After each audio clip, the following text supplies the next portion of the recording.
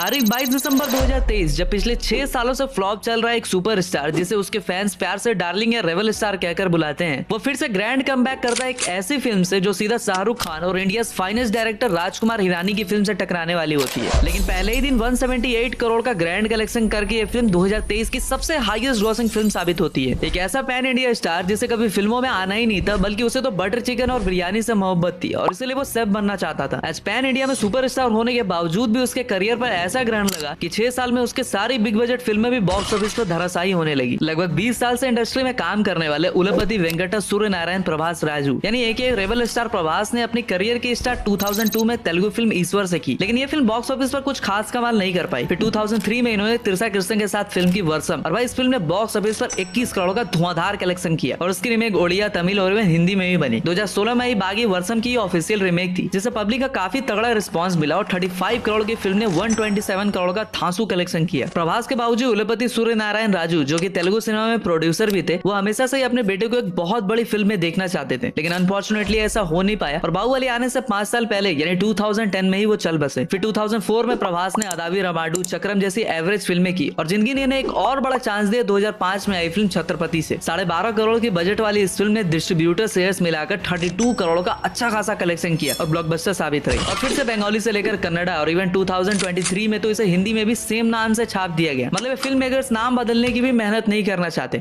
और हमें की इतनी मेहनत से आपके लिए कंटेंट लाते हैं, फिर भी आप लाइक और सब्सक्राइब करने की थोड़ी सी भी मेहनत नहीं करते हो। अच्छा कर दिया, ओके थैंक यू। इसके बाद 2006 से 10 तक पोनामी, योगी, मुन्ना, बुज्जीगाडू, बिल्ला, डार्लिंग जैसी कई फिल्में प्रभास को मिली, जिसमें से डार्लिंग जैसी फिल्में ब्लॉकबस्टर रही तो अदर फिल्मों ने एवरेज कमाई। हाँ, डार्लिंग से याद है क्या आप जानते हो उनके फैंस और को स्टार प्रभास को डार्लिंग कहकर क्यों बुलाते हैं? Because of his humble and very cool nature. Even recently Prithviraj ने भी इनके कूल नेचर की वजह से इन्हें काफी अप्रिशिएट किया था। प्रभास को दूसरे स्टार्स की तरह ग्लैमर से दूर रहना पसंद है और इसलिए सोशल मीडिया पर भी ज्यादा एक्टिव नहीं रहते। लो की प्रोफाइल रखने वाले प्रभास ने कुछ ही महीने पहले अपना इंस्टा अकाउंट भी डिलीट कर दिया था, क्योंकि इससे पहले एक बार उनका इंस्टा अकाउंट हैक भी हो गया था। 2011 आते आते इन्होंने काजल अग्रवाल के साथ मिस्टर परफेक्ट दी, फिर 2012 में रेवेल, फिर देनी कहीं ना रेड्डी। 2013 में प्रभास की मिर्ची ने भाई 80 करोड़ का धुआंधार कलेक्शन किया और इसे 6 स्टेट अवार्ड के साथ साथ फिल्म फेयर में मिला।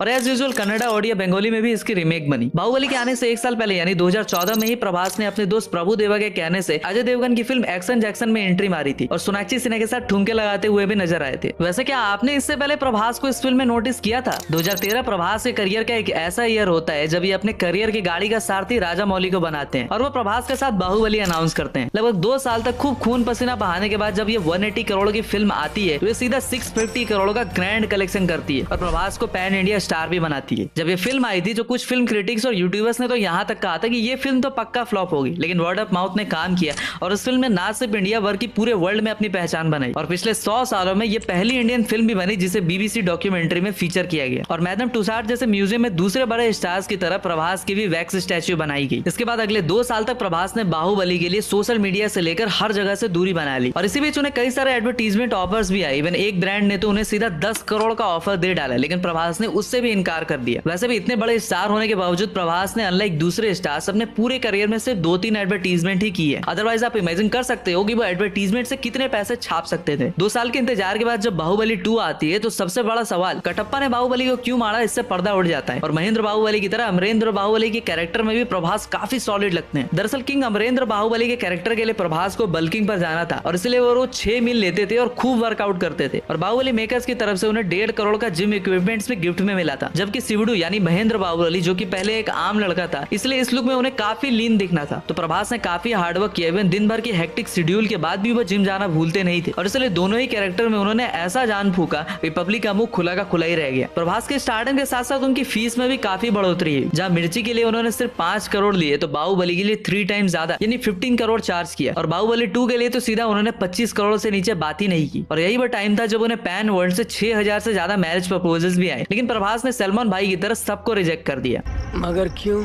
बाद में उनकी अम्मा शिवा कुमारी ने बताया कि प्रभास अपने दोस्त अमित की फेल्ड रिलेशनशिप और उसे डिप्रेशन में जाते हुए देखकर काफी इंपैक्टेड हुए और इसलिए उन्होंने ऑलवेज सिंगल रहने का डिसीजन ले लिया। टॉलीवुड से पैन इंडिया में अपना डंका बजवा चुके प्रभास ने बॉलीवुड में भी एंट्री करने की सोची और उन्होंने टी सीरीज और भूषण कुमार के साथ मिलकर फिल्म बनाई साहो। 2019 में आई इस फिल्म ने भाई पहले ही दिन 130 करोड़ की अर्निंग की, जो कि फिर भी बाहुबली 2 के सामने काफी छोटी थी, क्योंकि बाहुबली 2 ने पहले ही दिन 212 करोड़ से ओपनिंग की थी और वो उस टाइम की सबसे हाईएस्ट ओपनिंग फिल्म भी थी। फिल्म कुछ खास नहीं कर पाई और 350 करोड़ की फिल्म में सिर्फ 440 करोड़ की कमाई की, और वो भी प्रभास के डाई हार्ड फैंस की वजह से। सीधी सी बात है भाई, बाहुबली में प्रभास के लुक के साथ साथ शरद केलकर की दमदार आवाज ने भी फिल्म को ब्लॉकबस्टर बनाने का सबसे बड़ा रीजन रही थी, और पब्लिक को काटते हैं उसका गला जैसे डायलॉग्स पर खड़े होकर सीटियां और तालियां बजाने के लिए मजबूर कर दी थी। प्रभास की खुद की वॉइस से ऑडियंस थोड़ी सी डिसअपॉइंट जरूर हुई। अब भाई आप इमेजिन कर सकते हो कि एक बंगाली बंदा जिसकी हिंदी उतनी अच्छी नहीं है वो किस तरह से हिंदी बोलेगा। And the same goes with Telugu people as well. फिर 3 साल तक प्रभास की कोई फिल्म नहीं है और फिर भी उनकी फैन फॉलोइंग में कोई कमी नहीं हुई, और 2022 में उनकी फिल्म आई राधे श्याम, जिसके प्रोड्यूसर अगेन भूषण कुमार थे, और फिर से उन्होंने वही गलती की। प्रभास को शरद केलकर की आवाज देने के बजाय प्रभास की खुद की आवाज फिल्म में थी। इसी वजह से हिंदी ऑडियंस को यह फिल्म कुछ खास पसंद नहीं आई, और वैसे भी अब पब्लिक प्रभास की हर फिल्म को बाहुबली से कंपेयर करने लगी थी, और इसीलिए 350 करोड़ की फिल्म सिर्फ 200 करोड़ का कलेक्शन कर पाई और फ्लॉप साबित रही। यही वो दौर था जब प्रभास को कुछ लोग ट्रोल करने लगे और उन्हें लॉटरी स्टार तक बता दिया, और कुछ बांसुरी वालों ने तो उनके रजनी सर के साथ फेक फोटो भी वायरल कर दी और कहा कि प्रभास अब दोबारा फिल्मों में आने लायक नहीं बचे। प्रभास ने टी सीरीज के साथ एक और डिजास्टर फिल्म दी अधिपुरुष, लेकिन इस बार गलती प्रभास से नहीं बल्कि ओम राउत से हुई। प्रभास ने अपने एक इंटरव्यू में यहाँ तक कह दिया कि डायरेक्टर ने कहा कि सब कुछ ठीक है, just listen to me and result will be outstanding, और बस इन्होंने मिलकर 600 करोड़ का कार्टून बना दिया। वैसे भी सीधा रामायण से छेड़छाड़ करोगे तो पब्लिक कहाँ बर्दाश्त करने वाली थी। इसके बाद प्रभास ने बॉलीवुड में कदम ना रखने की कसम ले ली। वैसे भी जब भी साउथ एक्टर एक्ट्रेसेस ने बॉलीवुड में कदम रखी है तो बेचारों की लुटिया ही डूबी है, फिर चाहे वो प्रभास हो, देवरा कोंडा हो, चियान विक्रम हो या फिर किच्चा सुदीप। इसके बावजूद भी प्रभास फोर्ब्स इंडिया सेलिब्रिटी की लिस्ट में हाईएस्ट पेड एक्टर बने रहे, और तो और इन्हें 7 फिल्म फेयर, नंदी अवार्ड, सीमा अवार्ड के अलावा और भी कई सारे अवार्ड मिले। Even 4 India most 100 crore opening film देकर उन्होंने एसआरके को भी पीछे छोड़ दिया, और इंडिया टॉप 5 थिएट्रिकल राइट्स में से भी 4 प्रभास के फिल्मों के नाम पर ही रही। अधिपुर उसके बाद कुछ ज्ञानी बाबा ने यहाँ तक कह दिया कि प्रभास का करियर खत्म ही समझो, लेकिन सालार ने पहले ही दिन 178 करोड़ का धांसू बिजनेस करके सबकी बोलती बंद कर दी, और सिर्फ 5 दिन में फिल्म ने वर्ल्ड वाइड 450 करोड़ से भी ज्यादा का कलेक्शन किया। और जो लोग कह रहे थे कि होम बाली फिल्म्स वाले जवान से डरकर इसकी डेट 28 सितंबर से खिसका ली, लेकिन दोबारा से इन्होंने एसआरके और राजकुमार हिरानी की डंकी जैसे फिल्म से टकराने की हिम्मत दिखाई। वैसे आपको शायद ही पता होगा कि प्रभास खुद राजकुमार हिरानी के बहुत बड़े फैन है, और उन्होंने 20 टाइम्स से भी ज्यादा 3 इडियट्स और मुन्ना भाई देख रखी है। तो अब आपको बताते हैं कि प्रभास की और कौन कौन सी फिल्में आने वाली है। नंबर 1, कल्कि 2898। इस फिल्म के डायरेक्टर है नाग अश्विन, और 600 करोड़ के बजट वाली इस फिल्म में अमिताभ बच्चन, कमल हसन, दीपिका पादुकोण के अलावा दिशा पाटनी भी है। वैसे तो फिल्म की रिलीज डेट 12 जनवरी बताई जा रही थी, जो कि सालार की वजह से पोस्टपोन भी हो सकती है। नंबर 2, कनप्पा। महादेव के भक्त कनप्पा की स्टोरी पर बेस्ड एक 100 करोड़ की स्मॉल बजट फिल्म होने वाली है, जिसमें प्रभास का cameo as a lord Shiva होगा और मोहनलाल का भी कैमियो होगा। ये फिल्म भी 2024 के एंड तक थिएटर्स में आ जाएगी। नंबर 3, राजा डीलक्स। इस फिल्म पे ऑलरेडी काम चल रहा है और खुद डायरेक्टर मारुति ने ट्विटर पर कंफर्म किया है इस फिल्म में प्रभास के साथ साथ निधि अग्रवाल भी होंगी। Number 4, spirit. रणवीर के साथ काम करने के बाद अब संदीप रेड्डी वांगा प्रभास के साथ उनकी अगली प्रोजेक्ट स्पिरिट पर काम करने वाले हैं, जो कि अगेन पैन इंडिया फिल्म होगी और उसमें तिशा कृष्णन भी होंगी। नंबर 5, सालार पार्ट 2। अब जैसा कि आपको पता ही होगा सालार 6 घंटे की फिल्म है, तो इसका दूसरा पार्ट हमें 2025 के एंड तक या 2026 की शुरुआत में देखने को मिल जाएगा। वैसे सालार में इतने कैरेक्टर्स है जिसे समझने के लिए भाई इसे 2-3 बार देखना पड़ सकता है। सच में फिल्म को गेम ऑफ थ्रोन्स बना दिया इन लोगों ने। वैसे thanks for watching this video, और हाँ, आप प्रभास के बारे में अगर कुछ